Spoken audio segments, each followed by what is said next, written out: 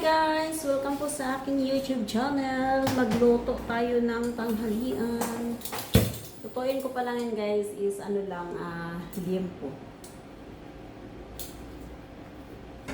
So, yan. Dito ako mag-ihaw sa sa electric stove. Ngayon naman, ang lulutuan ko yung bunsong anak ng boss ko. Man yung naiwan dito sa bahay. Laging naiwan dito guys yung panganay. So ngayon naman is yung bunso. So siya yung lulutuan ko ngayon tanghalian. So dalawa lang.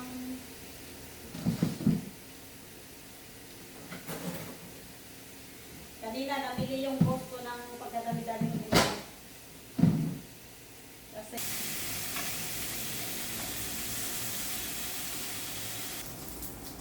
luto na siya guys. Ako na malingkin nito guys nung nakaraang araw kasi naubusan nga kami ng stock. Kinuha kong liempo yung pinakamanipis para madali siyang lutuin.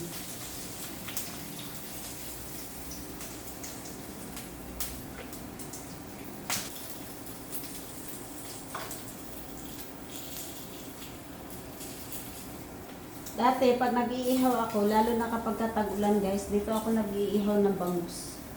So, ito din yung inaano ko. Pero, yung mga boss ko, mas gusto nila yung sa ihaw sa sa uling. Kasi mabango kasi siya guys kapag ihaw sa uling. Tapos magluto naman ako ng ampalaya. Ano tayong dito, itlog. Siyempre yung ating bawang. Tapos, wala ko sibuyas. Baka kasi mamaya, magluto ako mamaya ng gulay. Tapos kailangan ko ng sibuyas. Kaya hindi ginamit. Tsaka, hindi kasi ako makalabas na. Hindi ako pwede makalabas. Nakakalabas ako dito guys kapag ang kasama ko is yung nanay, pero yung babae ayaw kong iwanan dito mag-isa.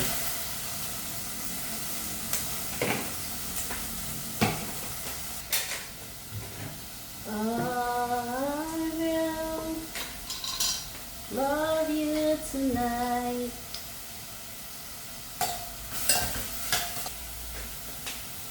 Tapos, lagyan ko siya ng tubig. Ganun ako magluto guys ng ampalaya. Nilalagyan ko siya ng tubig. Lagay ko na tong sili. Itlog. Yan. Ito na yung ating ampalaya. Diba? Sarap niyan. Kasi itlog lang. Enough na sa dalawang ampalaya.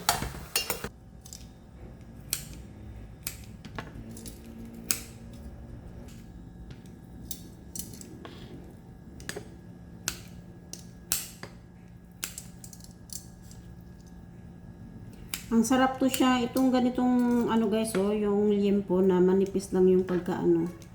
Ang sarap nito isigang.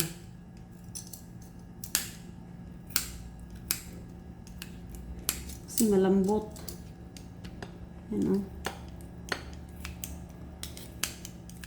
At saka pag ganito, iihaw mo siya sa uling, kailangan yung apoy niya is mahina kasi ganito kanipis, mabilis siyang masunog guys pag sa uling.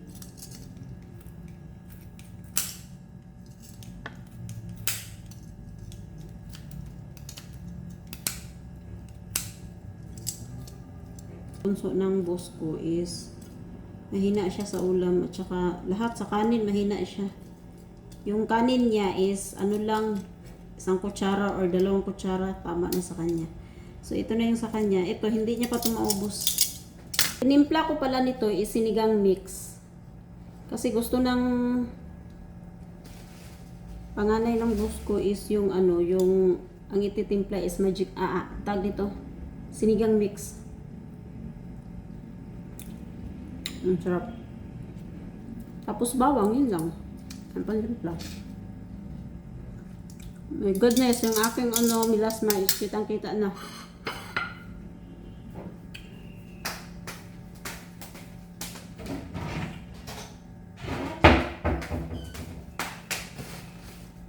Hmm?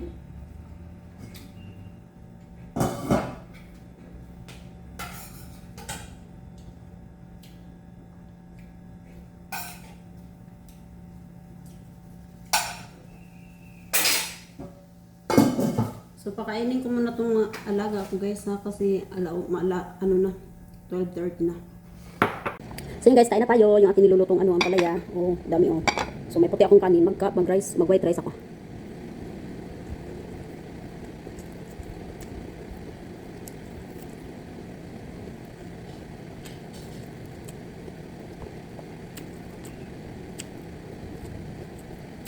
Kumain na yung, alaga ko.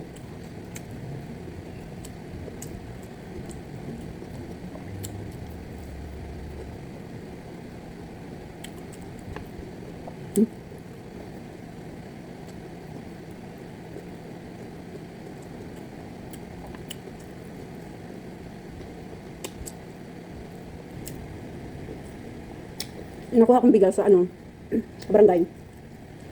Yun siya guys, oh, maganda siya guys. Kaso, pag nabahaw siya, medyo matigas. Masarap siya kapag pang yung fried rice.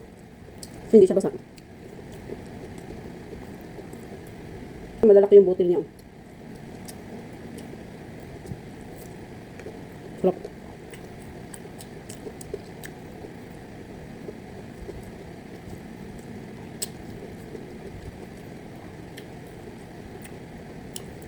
Sa mga arte ng sa mga maaarte baka hindi nila to gusto na tapos matigas, pero pagka bagong luto siya malambot.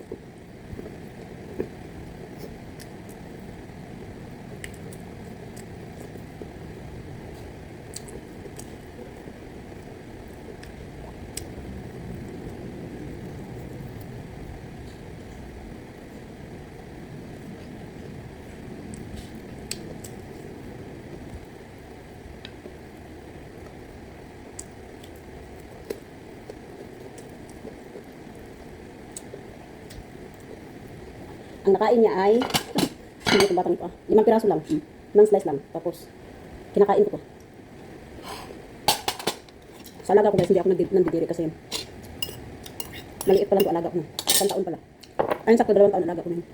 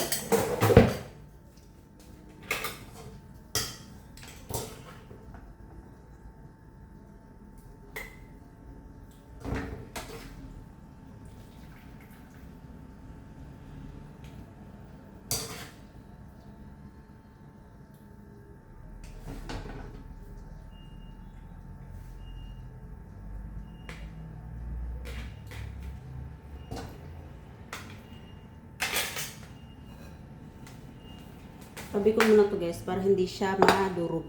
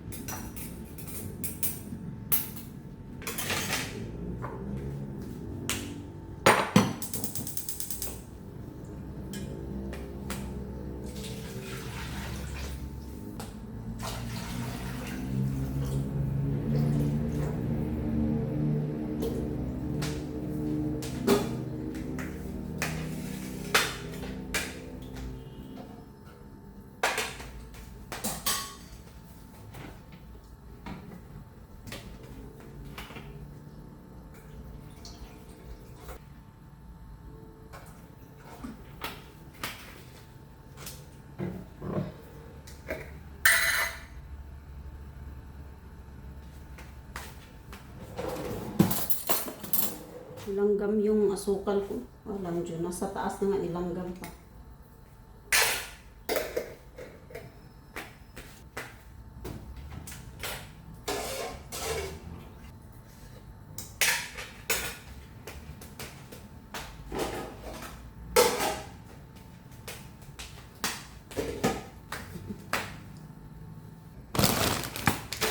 Guys, pansit natin. Tapos baka isang ganito lang ilalagay ko.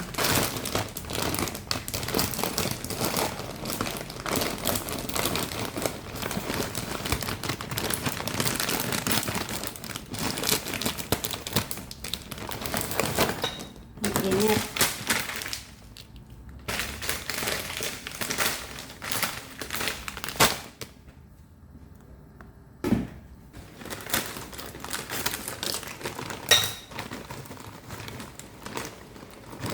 Naman.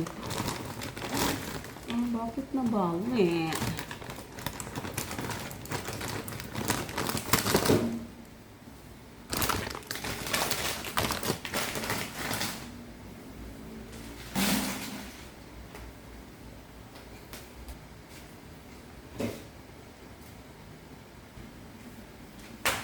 Aray ko. Sinong kumakain ito na ano, na hilaw? Pop. Crunchy.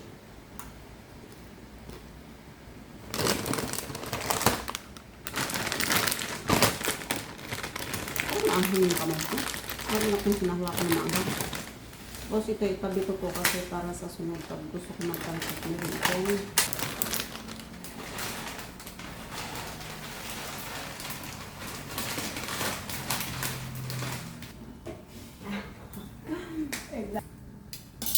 yung kilikili ko, pinagpapawisan na.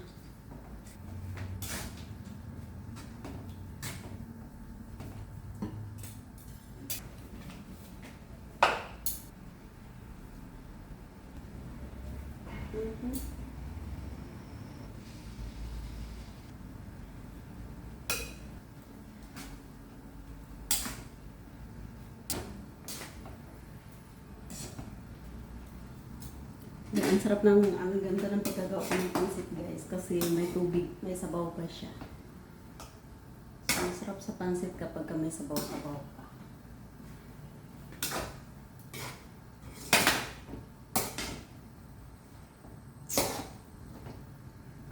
Ano ba itong lutuan ko? Paano-ano naman yung ano? Lumagalaw.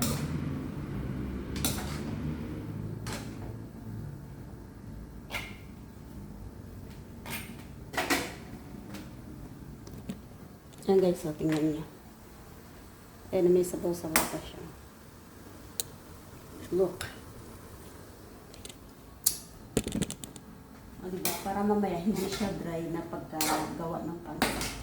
Kasi ano pa to siya guys, isisip-sip pa to siya. Tikman natin kung enough na ang lasa. Lagyan ko sana to ng ano, ng hipon. Kaso, meron pala akong ano, yung squid balls.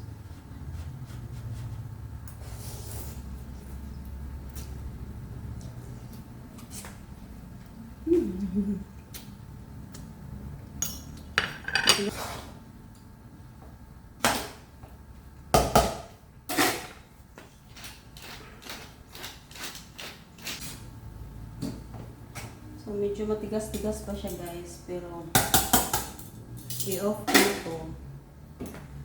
Tapos, takpan ko lang siya para maluto yung pansit pa. So, yun, kakain na kami mamaya guys. So, bye for now. Bye guys!